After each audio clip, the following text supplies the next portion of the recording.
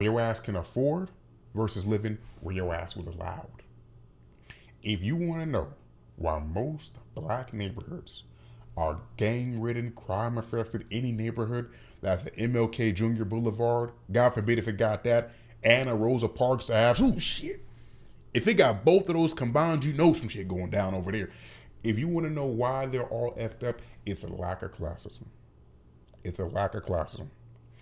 White people were allowed to be classist way before we were. And let me explain what that means, because that sounds vague, right?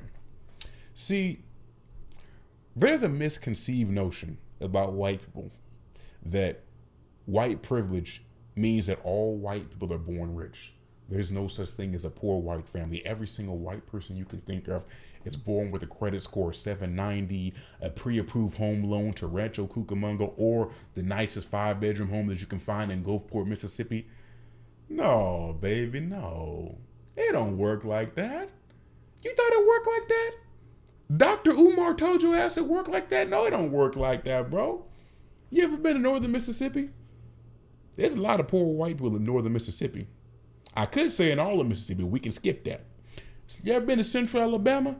There's a lot of poor white people in central Alabama. Ignore Prattville. It's a lot of them. You ever been to Trinity County in California?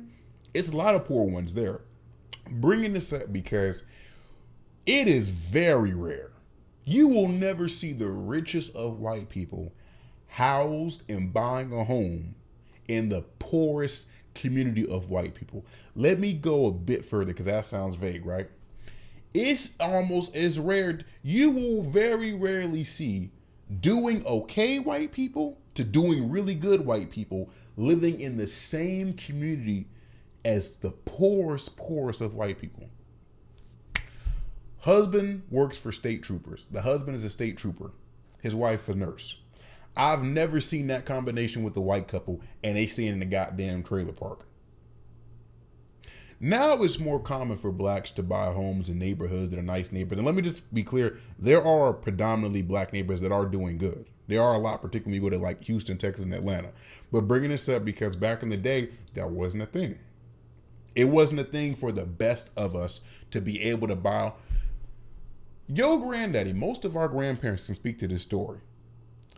Dad worked for Caltrans. Dad was an electric. Great granddad was an electrical engineer. He bought a home. Most of these old homes in these black neighborhoods, a lot of them your grandparents bought. And when they bought them, that was a nice home in a nice neighborhood. But then we start getting to the conversation of affordable housing, low income vouchers. When the city started approving low income voucher and section housing for the poorest of communities, be it the poor black community, the poor white community, where do you think they sent most of those poor blacks to? Our communities. Our communities. See, now when they did it, they sent them to everybody. But back in the day, they would only approve them and send them to our neighborhoods. They ain't play that shit with white people back in the day. If your ass was poor, your ass got approved in a goddamn voucher, you going right where the poors go at.